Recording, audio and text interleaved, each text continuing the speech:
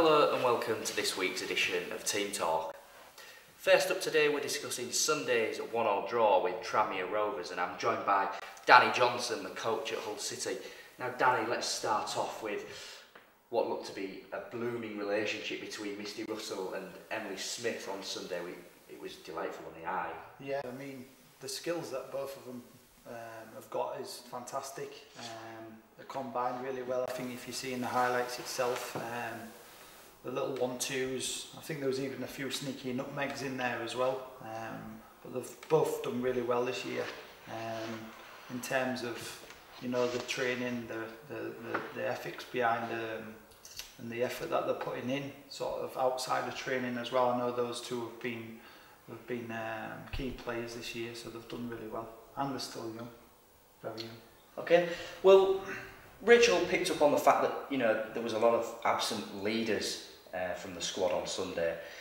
Do you think the lack of leaders restricted you from playing to the best of your ability?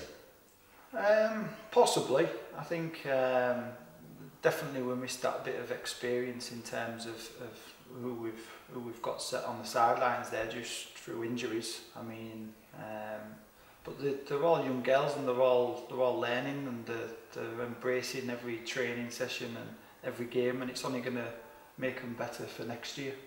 So talk us through the goal we conceded at the weekend. So here it is. Talk us through what you think went wrong and how we conceded it. Okay, so at this point, I think this was their third corner of the game, still very early on, probably in the first 20 minutes. Good delivery there into the box. Two of our players there obviously going for it. See, we'll just go back there. Initially, the corner wasn't, when it first came in, it wasn't cleared. It just, the Hull City defender was beaten to the ball, but that kind of happens in games. But you can see how much of a physical game it is, because you can see how tall their strikers are. I think if we just pause it here, you can see there, Emma's tried to win the ball. Cookie's tried to win the ball there, but the striker's actually made a good move there. She's come on the inside there of little Emily, so she's used one of our own players and to use her as a blocker basically, and got in front of Cookie. She's won the first header, which is again fair enough, though she was a bigger girl, you know. We're missing our centre half, so. And also you've got the good tactic by Tranmere to have one of the keepers, the keeper being pressed by one of their strikers, which is not only drawing one of our other defenders, but it's created a block of 3 in front of the keeper, so she's struggling to see these balls flying over. She can't really react to what she can't see. Yeah, possibly. At that point, I think I'm still happy. She's challenged for the ball, Cookie. She's made a challenge. She hasn't let her have a free header. It's sort of looped after this, as you can see there. I think that's more disappointing there from Westy. As the ball comes into her, she's headed it back into the danger zone there. Could she have headed it wide? Possibly. Is it coming to her a bit too quick? Yes. But again, you could argue again the keeper could come and claim that, but we've got a standing keeper. She did great on the day. But heading it back into the danger zone there, you're asking for trouble. And I think as she heads it out, that probably follows on to probably the third mistake of the corner, whereas you see the girls are leaving the post. If the girls stay on the post, does she clear the ball? I think she would. It's disappointing to concede from a corner, because we do work on them a lot, defending and attacking. Well, we've talked about their goal, let's talk about our goal now. Yeah. Emily Smith, 9th goal of the season, joint top goal scorer with Katie Thompson. Yeah, I mean, the goals were flooding in for the start of the season. We sort of just come towards the second half of the season. I think a bit of frustration maybe lacked as well, but then looking at what we've tried to implement in training, again, the past couple of weeks, we've defended our own half. You see there at the weekend, you can see in the highlights, it says it all. When we weren't playing a pressing game, we were just getting back behind the ball and was trying to hit them on the counter-attack. So let's talk about the other parts of that partnership between Misty and Emma. Misty Russell, obviously a very promising player for the future. She looked very prosperous on Sunday, I must say. Yeah, there's plenty of them in the squad, but I mean, in terms of Emily and Misty, they were probably the standout two at the weekend. I think that's probably just the combination between the two. We asked them to get in the final third and be expressive like we encourage every week. So again, there was no pressure as such on them, and I think you saw the best of them when they did get into that final third and they come to life. Well, speaking of Misty, I've got a little spotlight segment set out to show how well she's been performing over the season. Welcome to Newton's Spotlight. This is a little bite-sized featurette to begin with, but eventually these little spotlights will grow and grow, where I cover outstanding performers, events and activities that these ladies get up to during the week. This week's spotlight will be on Misty Russell, a 16-year-old who made 15 starts this season, coming off the bench 9 times to make a total of 24 appearances. She's only scored 4 goals, which doesn't sound impressive on paper, but this young star will be a staple in Rachel Gay's team next season, and here's why.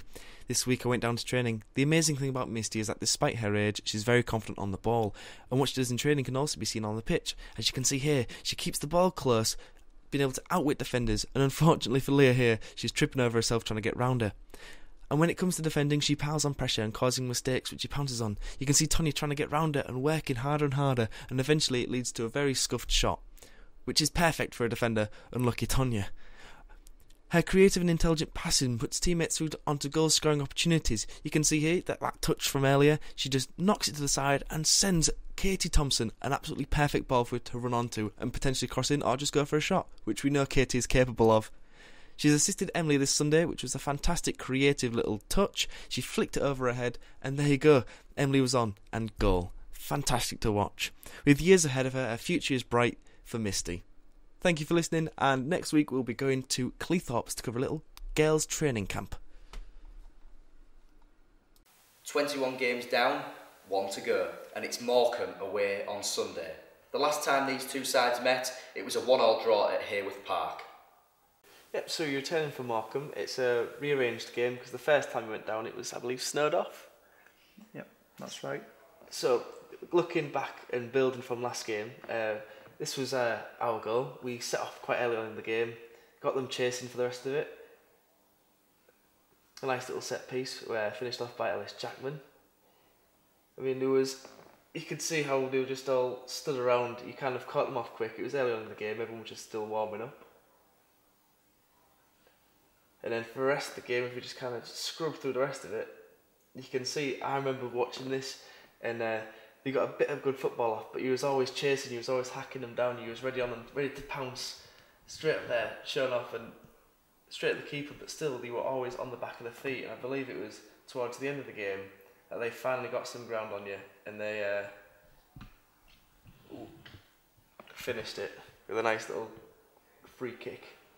But again, it was that one free kick that kind of got them back into the game, and I believe from then onwards they were starting to get more, because they could actually win it, and they were starting to force their way down the back of our necks. So what was your thoughts of the game? The Morcambe game came early on in the season. Was confident in picking up the 3 points with them. They came down and they battled hard. We just couldn't seem to find the back of the net, as opposed to this weekend's game.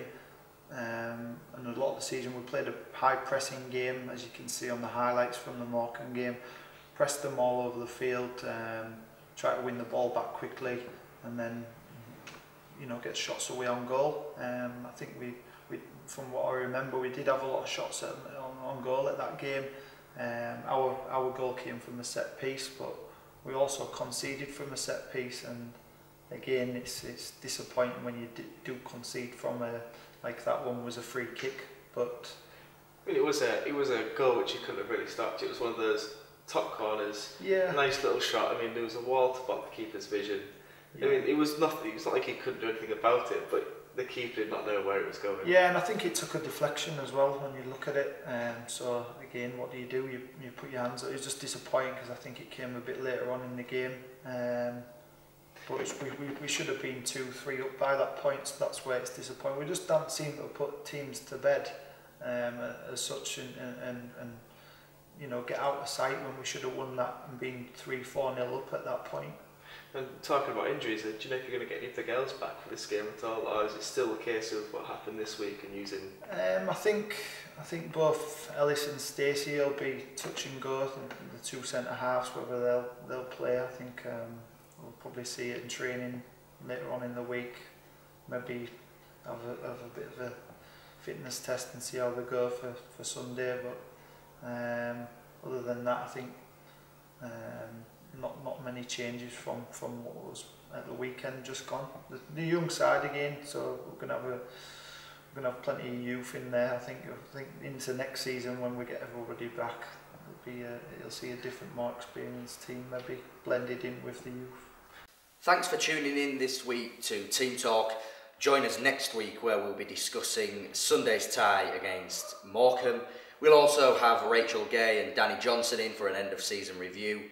And we'll also be joined by England Under-19 International, Sophie Stamp, who'll be discussing her experience at the Euro qualifiers.